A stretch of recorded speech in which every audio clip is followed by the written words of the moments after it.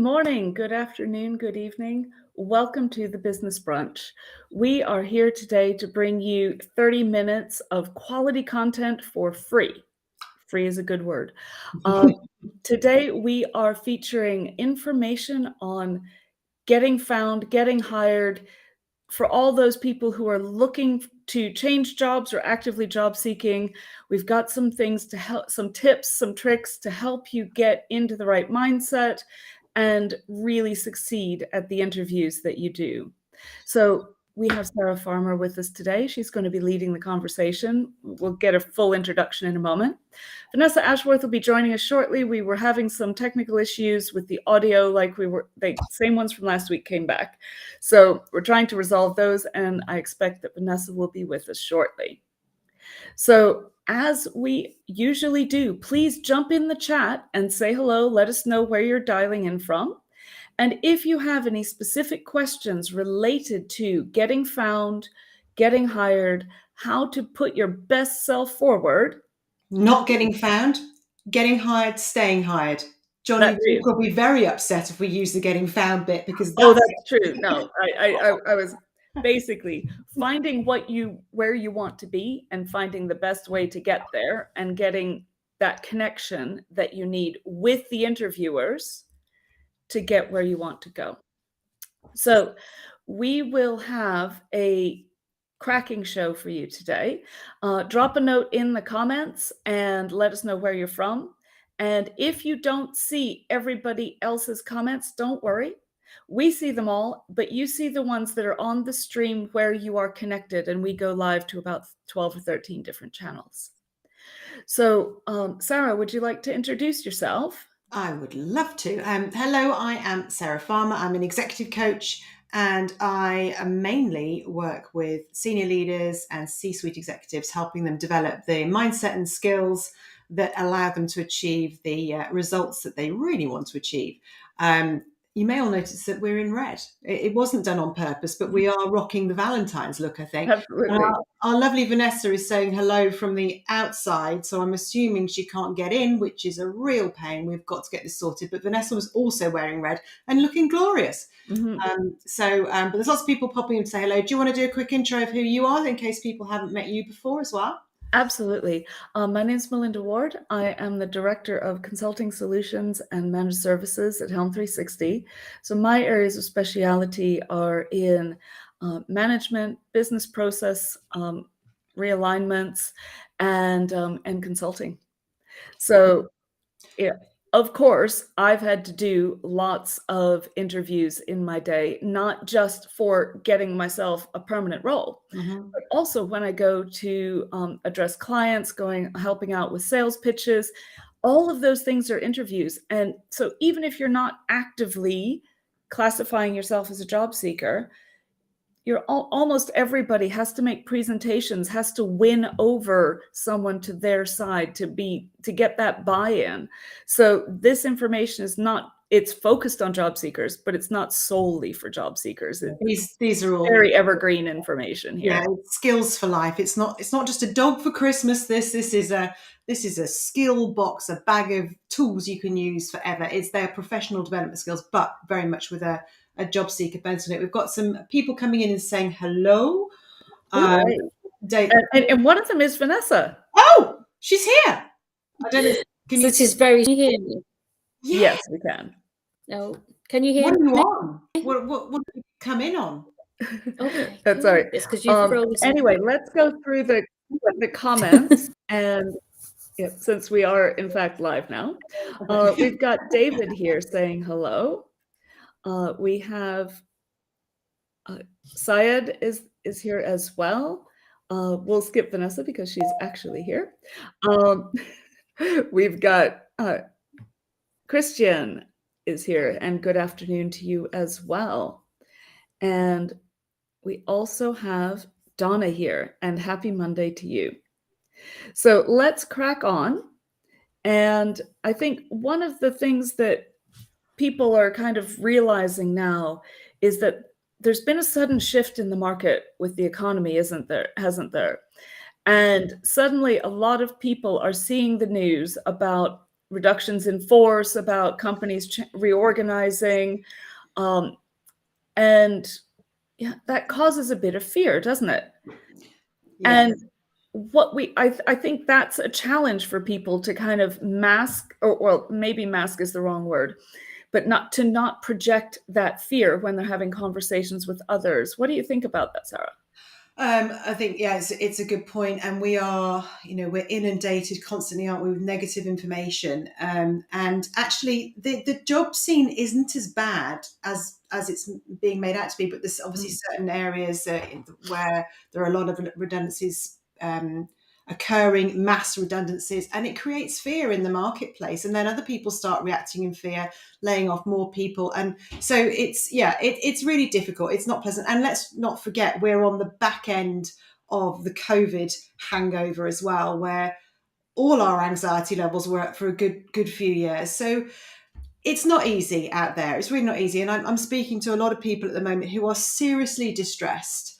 Maybe they haven't been looking that long, but they weren't expecting it to take 3 months or 4 months. Yeah. And we've got the financial crisis going on. It's not pleasant out there at the moment. So, I mean, what I have been doing over the last 3 years is helping people individually, one-to-one, helping them, get hired. And as you just said earlier, these are all skills that we can use to keep being hired as well. So you keep your job for longer.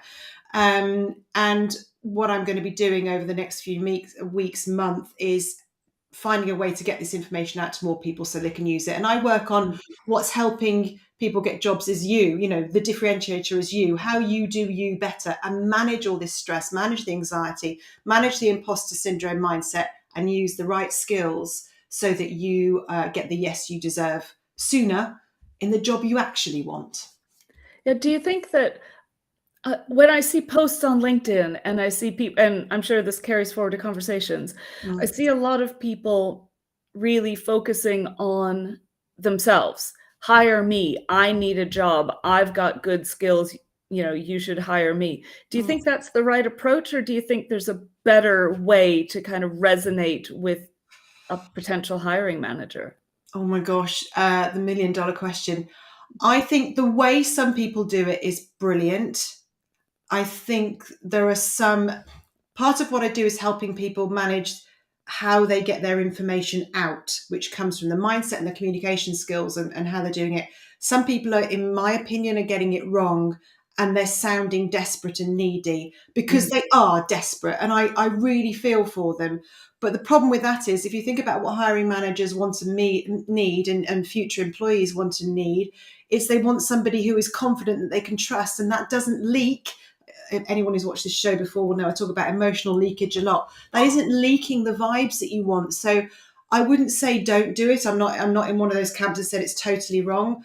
How you do it. And I tell you, someone who did it very well, or has done it very well, is Vanessa. She's not obviously with us right now, but Vanessa's done it well. She shared her CV in a really impactful, brilliant way. And so, yeah, I'd be a little bit careful. But then, do you know what? Some people are desperate, and they'd make desperate measures. And and all we've got to do out there is support them and just send that, like the post, comment on the post. Somebody out there will see these people and help them.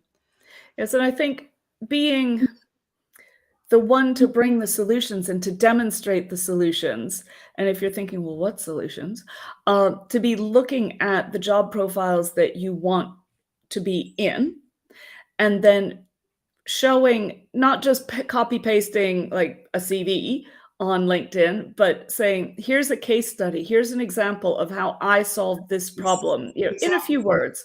Exactly. And that can also help remind you of what you do well and what you are good at, and as well as sharing your brilliance with others.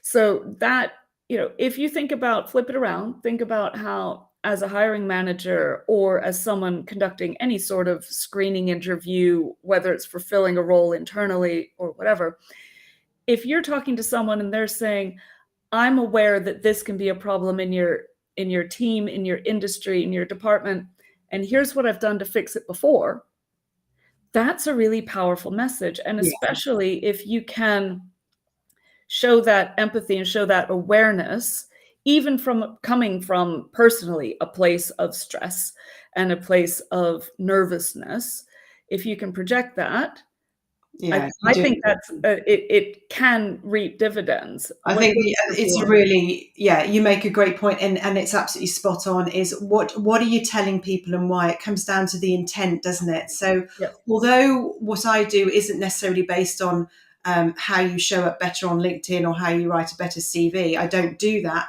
But everything I do helps people show up better on LinkedIn and make sure their CV is actually taking them where they want to go. Although, I'm not involved in writing them or optimizing LinkedIn profiles. That's not my bag, but it tends to happen because the more confident you are, the better that gets. But you're right. Share how you've helped people tell stories. People love stories and help them get to know you. But I've got to be a little bit careful out there what we're leaking out. There's also this thing about be authentic. If you're stressed, tell people you're stressed. Do you know what? I think that might be going a little bit far the other way. But anyway, you want to be showing up as your best self. Well, I mean, instead of saying, "Oh, I'm so stressed, this is awful," I mean, that obviously there's a place for that on other social media platforms, but on LinkedIn and when you're in a professional platform, instead of saying you're so stressed, what can be more positive is to say, how are you managing that? What's your proactive way? Yeah, exactly. Of dealing with stress, of dealing with uncertainty, of creating a plan and working to it. And that, you're getting the message across, that, hey, you're available, but you're also getting the message across that, hey, you have the ability to be aware of your circumstances and fix them. And a lot of companies need that. That you're showing this can-do attitude, aren't you? Which is, it's really hard because we get to be authentic, be yourself, say this, don't say that. Yeah. I would just think about what your intent is and what mark you want to leave on the world in that moment when you're doing this thing. And none of it is irreversible, but remember, anything we do online is there forever. Just want to say a quick hello to people. Absolutely. Hello to Donna. Let's go through, because Donna had said hello. And happy Monday. And then just after that, we had Matthew joined. Hello. Amichi's in. And Amici is here. And who else?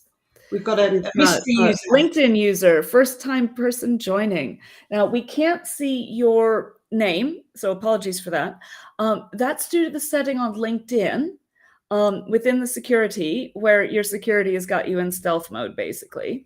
So Restream doesn't have permission to, which is our hosting platform, doesn't have permission to show your name. So we're not being rude. We just can't see you. And David said visibility is key, which is what we were talking about earlier. Yeah, he's absolutely right. And Vanessa's saying, sorry, the tech is letting it down. But we know you're there. We are going to get you back on soon. And so just keep your comments coming in. Okay. Should we get into my the 3 top tips? Oh, absolutely. Yeah, that was going to be my next question. Is like, okay, so people have an idea of what they want to achieve. How can they do it? Okay. What are good starting points, and what are good tips? Okay. So in the sequence of events that I take people through, or the program that I run, there are so many things in there. So I'm trying to distill it down into what can you take away straight away. And the first thing is just I want to talk about mindset, which is no surprise because obviously I'm very into mindset first, action second. But if you think about what hiring managers need from you, it's they need to like you and trust you. And you need to have the necessary skills to do the job. But actually, it's the liking and trusting that makes the decision. So if there's 2 or 3 of you who've all got the skills, they'll go for the person that they like and trust more. So it's really important. And that's why people are getting down to those last 2 and not getting to be the one, because there might be a bit of a mismatch. There's a lot to do with communication styles as well. So we need to look into that. But let's have a think about your mindset first. You need to be able to show up with the confidence and the clarity and the conviction that you're the one, but without the ego. There's no space for overconfidence and there's no space for underconfidence. We need you to be just right. It's like the 3 bears looking for porridge. It's got to be it's one bear. Oh, I can't remember. Some bears. It's one bear. Goldilocks is looking for the. Goldilocks is least. Goldilocks is looking for snacks. So Goldilocks is looking for the perfect person to eat or something. Anyway, before I go completely off track, so mindset is key. It leads everything that you do. Everything you're thinking, everything you're feeling will lead to everything that you do, everything you say, everything you don't do, everything you don't say, and you're leaking all the time. So what I'd like you to think about, first of all, is what are you thinking? What are you feeling? They are different. Thinking leads to feeling leads to thinking. And what's that making you do and say or not do and say? So yeah, I think that's a really good point. But I think a lot of people might hear this leaking concept if they haven't heard your discussions previously. Like, what do you mean? What? Because somebody will say, "Well, I showed up to an interview and I know I said all the right things, but how do you know if you're leaking?" I guess would okay, be a word. really good question. An example that is probably the best way to describe this is when I speak, and this has happened on several occasions, people will say to me, I got so desperate that I was in this interview and I went for this job. I didn't really want it. And I didn't even get that one. Now, Yeah. what happens in that is when you dig down and dig deep is they knew they didn't really want to be in that job, which meant everything that they said and did was led by that thought, because instead of thinking this would be a great interim, and I'd like to do it because they were thinking, I could do this with my eyes closed. You should want me, that kind of mindset. When you really dig into that, you can see the mindset that was leading that conversation. And that's this emotional leakage is you cannot hide really what you're thinking and feeling. It comes out. There's something called mirror neurons in our brains. They're in mine, they're in yours, they're in everybody's, and they are picking up information from who's in front of us. Yeah, I can see yours working now. And it's not what you say and what we can see, it's everything else. We're picking up, our brains are incredible. So in the brains of the receiver, the hiring manager or someone who's doing a screening interview with you or something, they are constantly picking up what you're really thinking and feeling. They don't really know what it is, but they will feel a discomfort, a disconnect. And bearing in mind what they really want is to trust you and like you, that kills it. So this is why people are getting responses like, well, yeah, you got down to the last two, but you just weren't the right fit. Yeah. It's because there was something that was triggered. It could be a communication disconnect, a style, but it's often to do with the fact that you didn't really want that job in the first place. So yeah, there's so much going on. I hope that makes sense. But please, if you don't understand what I mean, come and ask me about leakage, because we're doing it all the time. Yeah, I think I think that there's some really good points in there, and I had another thought and it just escaped me. But I think one of the things that, yes, I got it again, that you had Your mentioned. mirror neurons got all messed with then, didn't they? They did. As Vanessa says, mindset is everything, and it absolutely is.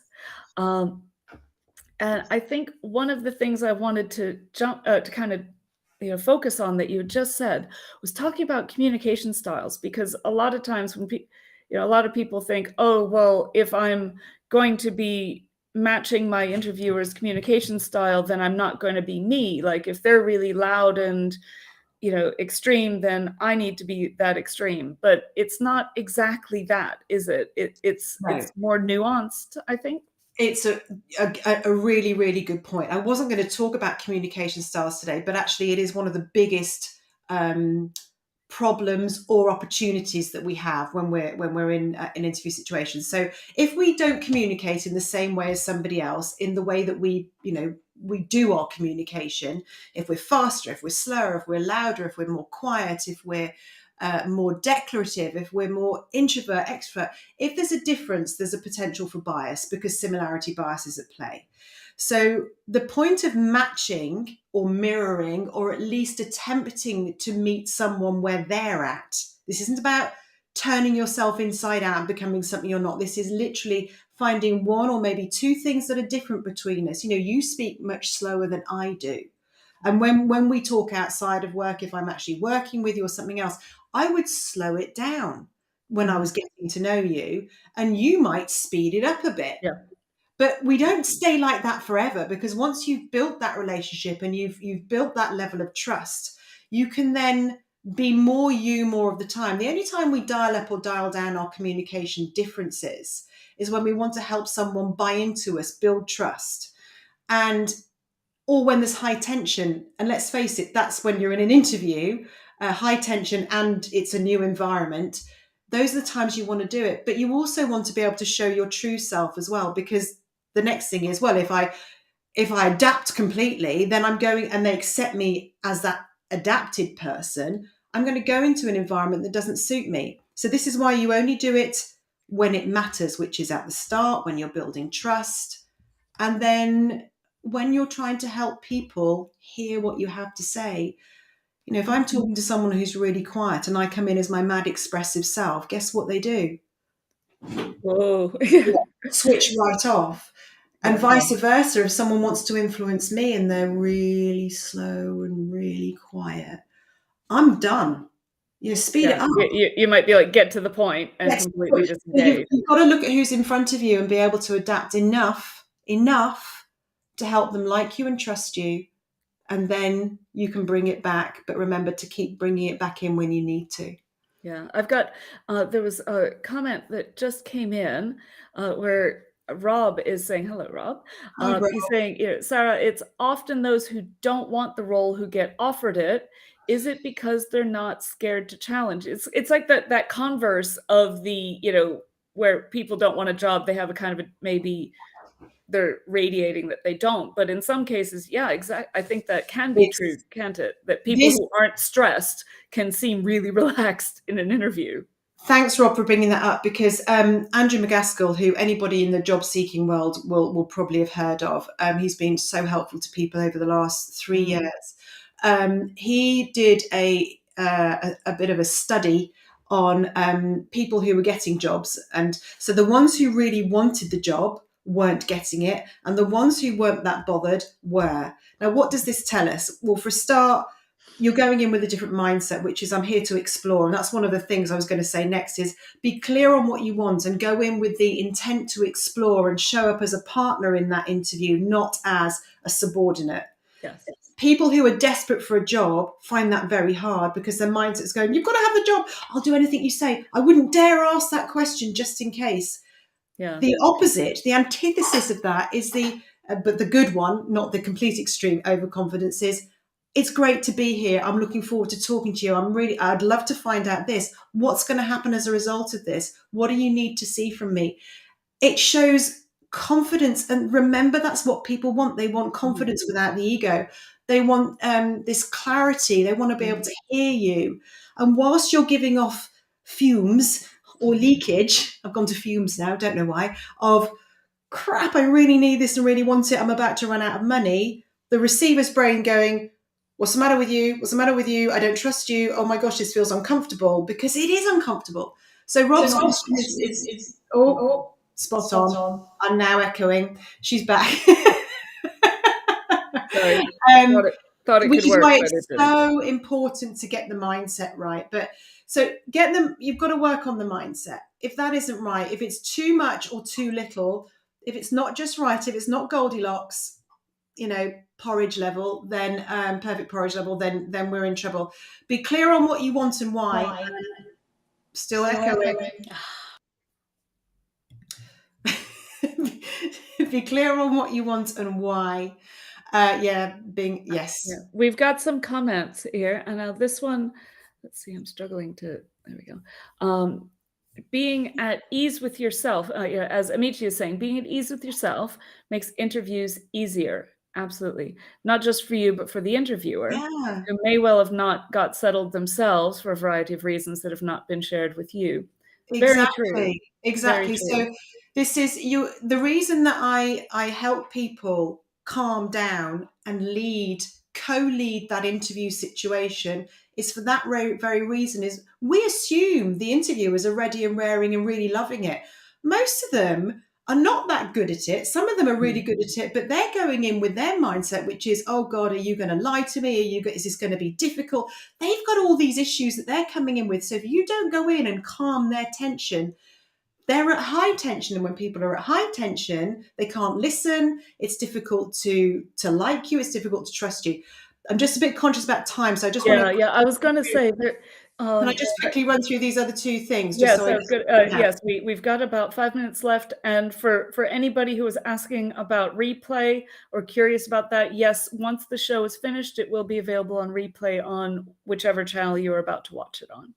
Thank you. But anyway, let's wrap up with these tips. Yeah, first thing, mindset. Second thing, be clear on what you want. A lot of people get muddled, which means they muddy the waters. And they start going for things they don't really want because they feel desperate and time's running out, and all these things are then leading into the mindset problem. I appreciate not everybody can wait. You may need to go and get a job. But if you're going to do that, accept that's what you're going to do and do it on purpose. Don't go in with the mindset of, I'm better than this, I'm just taking a lesser job, because that bites you in your butt very quickly afterwards. And I work with so many people who are dissatisfied within 4 or 5 weeks of being there. And then you start the whole process again. So be clear on what do you want to do? Why do you want to do it? Your why, I guess, is really key. Yep. And if you are full of confidence in yourself and that you believe you can do it, mindset is right, you will go out and get that, which means you're wasting less time focusing on things you don't want and don't need. And the third one is about building credibility. To build trust, you need to be credible, you need to be empathetic. Credibility is about showing up appropriately. Mm-hmm. So we're thinking clothes, how you speak to people, how we're not doing a lot of one-to-one interviews face-to-face still, but just show up as they'd expect you to. Don't stand out for the wrong reasons. Look for commonality. There is nothing like commonality to build trust. Do some research on these people. Find something. Maybe there's someone you know. Maybe there's somewhere you worked. Maybe there's a place you lived, a place you visited. I don't care. It is, as long as it's done well and doesn't sound trite, it's perfect. And as Kate says, so many interviewers have not been trained in how to interview, so they're also nervous. Yes. So giving them that common ground to start talking about is actually a gift, and they will appreciate it. Yeah, I mean, one of the really lovely things you can do with the empathy piece, which is another part of building trust, is you can, when you start, say, look, how are you feeling about the interviews? Turn it, have a nice chat. Remember, they're maybe as anxious as you are. This is valuable time for them and for you. So, and actually, that's quite a nice thing to say, is how are you feeling about today's interview? I know your time's valuable, so's mine. How can we make it the best for both of us? What a great way to start. And very collaborative in approach, which is what everybody wants in their company, isn't it? Exactly. Is someone who's collaborative and, a problem solver and able to take control of awkward situations. But you've got to be confident to do that. And I get that's hard when you're in a high, you're worried about money and everything else. So competency, don't be afraid to share your competency. And as you said earlier, you can do that way before the interview. So what I'm talking about isn't just showing up in the interview, before, during, after. All of this matters. How we follow up, how we pre-interview. Share your experience in a way that tells stories and inspires people. And then the last bit is this intent, which I've just said, is show up in control, but not being controlling. I'm here for me as I'm here for you. How can we work together on this and make sure that this is the best use of both of our times? And what will happen as a result? What I'd love to get out of this today is, the power of doing that. And I've taught people to say that, and it has changed the game. They've got job interviews. Some within like 4 weeks have had 4 job offers, purely by changing the mindset and what comes out as a result. We've got a minute left, haven't we? Yeah, and I would say, brevity is also the soul of wit. So if you've got key points that you want to make bullet points, make a note card or something, not writing out a script, but just key points. And if you feel yourself starting to ramble a bit, come back to your key points and kind of don't go too far down the garden path before you do that. And even if you're in a face-to-face interview, if you have a few notes, as long as it's just some bullet points on a single card or something, that just shows you were thinking about it. Just say, look, there were a few things I wanted to be sure to address today, so I've written them down. Okay. Yeah, I've just seeing some people coming in. Matthew said one thing he's saying today is genuineness. I thought it was geniusness, genuineness. Both, Yeah, both work. Genuine, but show up as your best genuine self. And remember, if you stop focusing on yourself so much and focus on the interviewer and help them have a good time, guess what happens? It does all boil down to self-belief. And going back to Rob's question, it's about valuing what you have to offer the world. Mm-hmm. And if you aren't valuing yourself, guess what? Nobody's going to see your value either. So it's all around what's going on in here. Absolutely. And we are out of time. Oh, can I just add one thing? Vanessa's got the one last point. Sorry, can I just add one thing? If you want some help from me for free, if you go onto my website, I'll drop the link into this post later. There are 4 exercises and 4 videos that go with the exercises. Focus on this stuff. It's for free. It's called the Interview Success Accelerator. I look really young because it was done 3 years ago. My hair's shorter. Other than that, it's still great. Go and have a go at that, and I'll keep in touch if I can help you some more. What did Vanessa say? And Vanessa says, because she's been here, although trying to work out technical issues behind the scenes, that we have to treat the interview as just a meeting. How can I help?